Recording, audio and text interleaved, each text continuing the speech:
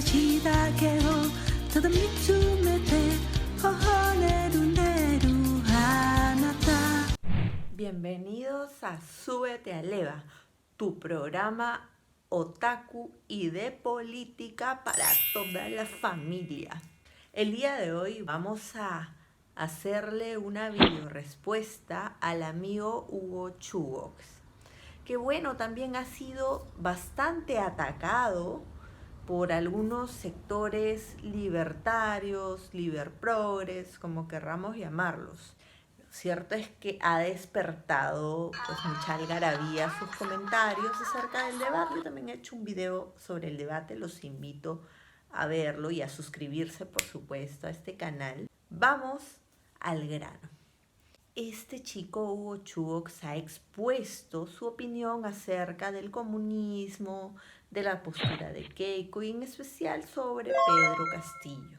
Yo entiendo que en el Perú se está extendiendo una suerte de miedo, de terruqueo. Esto es una tendencia que se manifiesta en Lima, nada más. El interior del país, la verdad, ni le importa el modelo económico, ni la ideología de género, ni el aborto, ni la eutanasia, ni este tipo de cosas. A ellos lo que les importa es la vida de ellos, su bienestar, la mejora de calidad de vida para ellos y sus hijos, que no les falte el pan.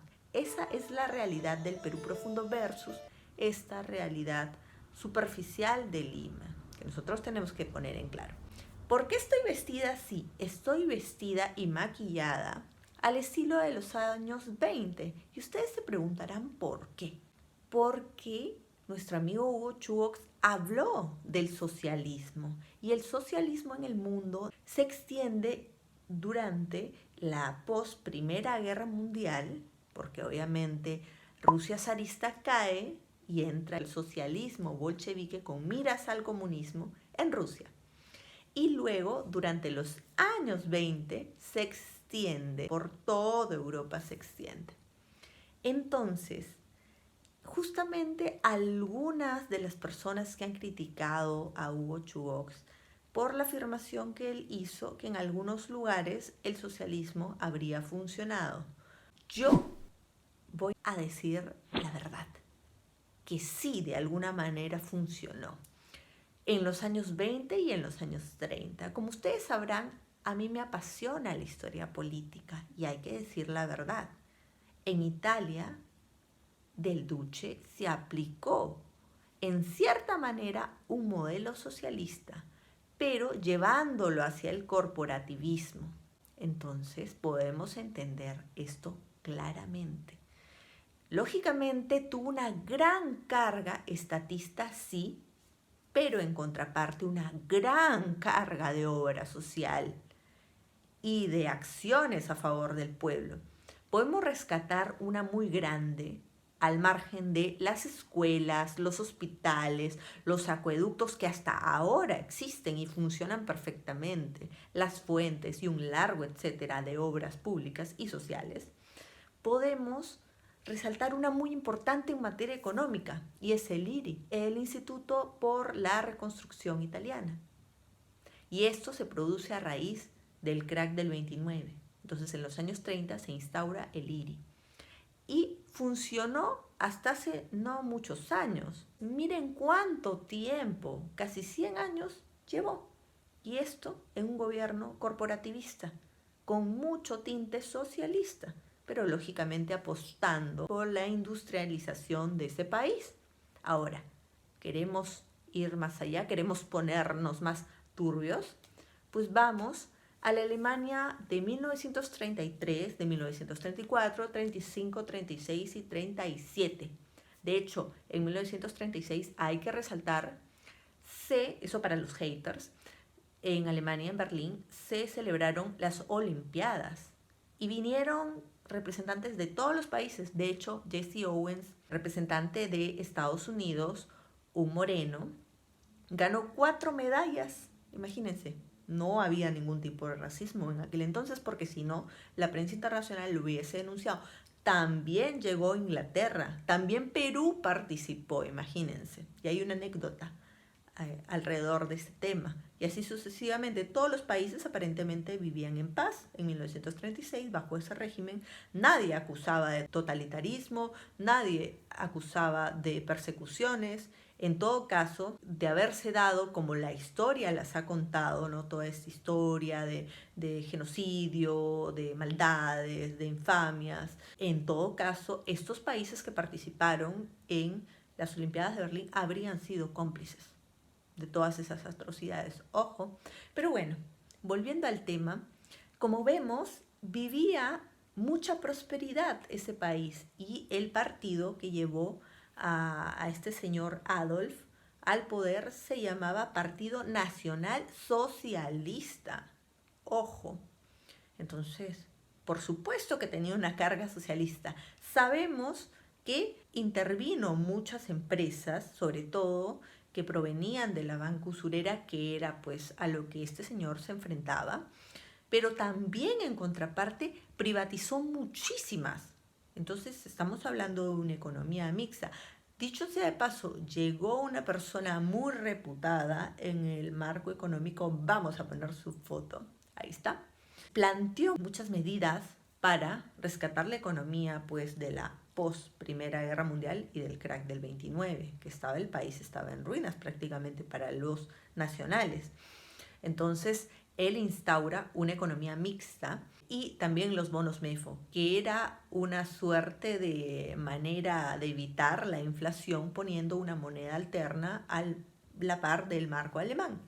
Y esto servía para el interior del país, para empresas que quisieran venir a invertir. Duraba aproximadamente 4 años, eso era lo previsto, para levantar poco a poco la economía de ese país. Tanto así que la gente gozaba de un bienestar muy grande a nivel económico. Tenían vacaciones pagadas para ellos y sus familias. De hecho, habían propuesto algo muy similar a lo que debería ser el Reactiva Perú, no lo que fue, sino lo que debería ser, y es dar inyección de capital para el nacional, el empresario nacional. Incluso ofrecieron préstamos, facilidades para todos los nacionales, todos los alemanes que se encontraran en diversas partes del mundo para que regresen e inviertan. Les dieron muchísimas facilidades.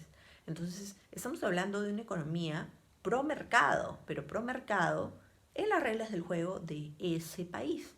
Igual sucedió en Italia. Entonces, ellos tenían una carga socialista, sí, la tenían, no podemos decir que no tenían, pero tenían una carga mucho más grande en el sentido corporativista, que es el bienestar social del pueblo, de abajo hacia arriba, no de arriba hacia abajo.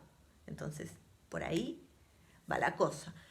En cierta manera, el argumento de nuestro amigo Hugo Chugos ha tenido razón, porque no siempre el socialismo ha fracasado. Ahí tenemos 2 ejemplos: Alemania de los años 30, Italia de los años 20, que al margen que nos gusten o no, que seamos hiperenemigos de su comportamiento a partir de 1939 hacia 1945, eso es otra cosa, otro cantar.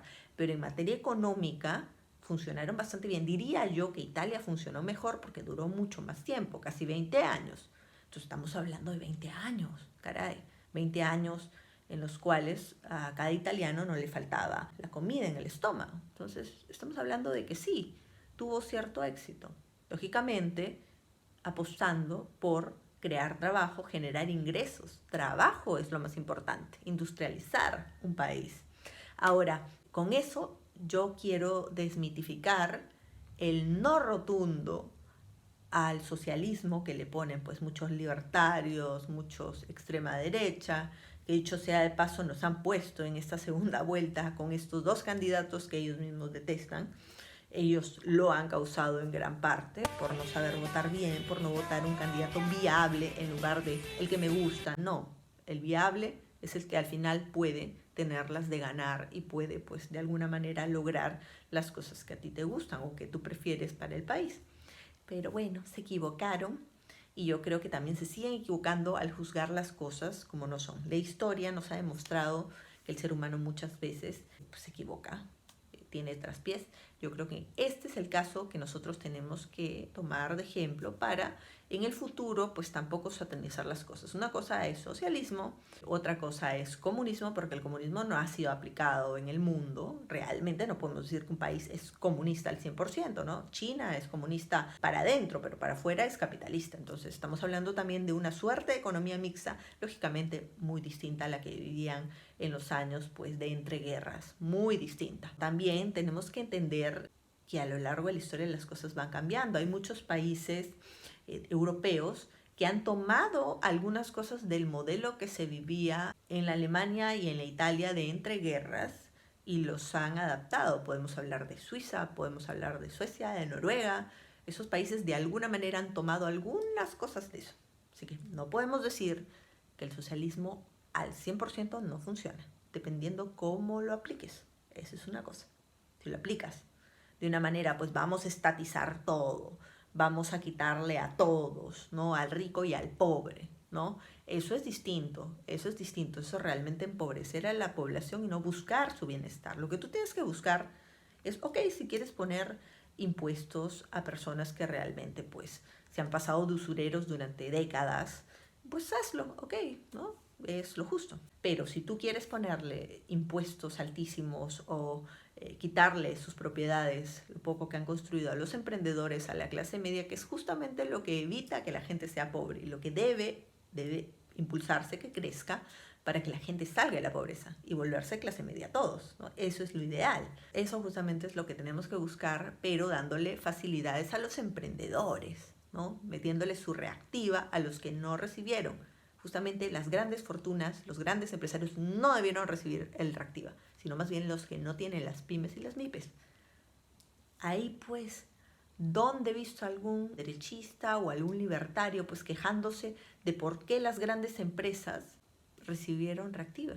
¿Por qué no los vi quejándose? Porque justamente ellos esperan que el Perú llegue a un momento como el que estamos ahora, de crisis aguda, para recién reaccionar. Pues ahora sí esperemos que corrijan ese error. Y bueno, yo estoy aquí con todo el outfit de los años 20, porque bueno, nos situamos en los años 20 para explicar el socialismo aplicado pues en Europa mediante el corporativismo, tintes socialistas, pero también pues un nacionalismo, que lógicamente es lo mejor, de una manera bastante equilibrada, ¿no? Las cosas, una política social por un lado y una política de mercado importante para las empresas nacionales. En el Perú lo tuvimos. Y eso es algo que la gente se lo quiero contar. Desde 1933 hasta 1979, con la gran constitución de Luis Miguel Sánchez Cerro, vamos a verlo, pues al crack de cracks, al king de kings, Luis Miguel Sánchez Cerro, fue el primer mestizo en asumir la presidencia del Perú. El primer mestizo, él realmente es nuestro cholo sano y sagrado. No el otro era un borrachín. Pero este señor, qué constitución que hizo, qué constitución, qué joya. Superior a las pues primas hermanas del 79 y del 93, que dicho sea de paso, tienen grandes errores. La del 33 es superior, nos llevó a un éxito ininterrumpido económico de 46 años. Eso no lo tiene ninguna constitución que llegó después. La de Fujimori es chanca y da 20 al costado del 33. Trajo a Henry Ford II, a la Ford Motor Company al Perú, a abrir una planta manufacturera. Nos llevó a ser el primer país exportador de harina de pescado con Luis Banquero Rossi, un peruano. Ese lugar que hoy tiene China, depredando los mares del Océano Pacífico, lo tendría Perú, aquí, esta camiseta. Tenía un gran capítulo social donde obligaba a las empresas, sobre todo a las que venían a explotar, a las que se dedicaban al rubro de explotación, por ejemplo una minera, estaban obligadas a construir escuelas, colegios, a capacitar técnicamente a sus obreros constantemente. ¿Eso en qué otra constitución está de esa manera tan clara? Ahora, muchos dirán, ¿pero por qué entonces llegó después la reforma agraria y todo eso y descontento social, todo ese caos? Pues porque no se cumplía la ley. Con los gobiernos que llegaron, simplemente sacaron la vuelta a la ley, le sacaron la vuelta a nuestra constitución. Eso originó pues esa crisis que hizo que llegue después Velasco. Pero la Constitución estaba, la ley estaba, simplemente que no se cumplía. Y esta Constitución tiene una fuerte carga corporativista. No era ni de derechas ni de izquierdas, así como nosotros. Bueno, espero que les haya servido de mucho este video. Es una respuesta a los ejes centrales que de alguna manera expuso el amigo Hugo Chugox. Y también pues no hay que defender pues a las personas que les hacen callejón oscuro sin tener toda la data completa. De verdad, eso no es bueno. Esperemos pues que en futuras ocasiones las personas que van a dar una videorespuesta se informen no solamente pues en esta escuelita austríaca, porque austriaca no tienen nada, esos exponentes no son austriacos, de verdad, étnicamente no lo son. Y bueno, pontifican de que son los gurús de la economía. Olvídense, la economía depende de cada país. Tú no vas a aplicar lo que funciona en la China, en el Perú, y viceversa. Cada país tiene sus particularidades, cada país tiene su manera de desarrollarse. Entonces, miremos cómo, por ejemplo, nos desarrollamos en la época del incanato, luego en el virreinato, y luego qué ha pasado con nuestras repúblicas. Realmente tenemos mucho que trabajar como Perú, no tomando modelos alienantes que la verdad, cuando han llegado aquí han pataleado. Porque si no, no estaríamos donde estamos, estaríamos perfectamente felices, no con angelitos ahí durmiendo entre nubes. No es así. Bueno, espero que este video haya servido para muchos. Los invito a suscribirse a mi canal de YouTube. Ahí tienen apretando la campanita. Y por supuesto, si te gustó este video, dale su mega like. Y comparte. Ya será hasta una próxima ocasión donde podremos profundizar más sobre esos temas. Un beso.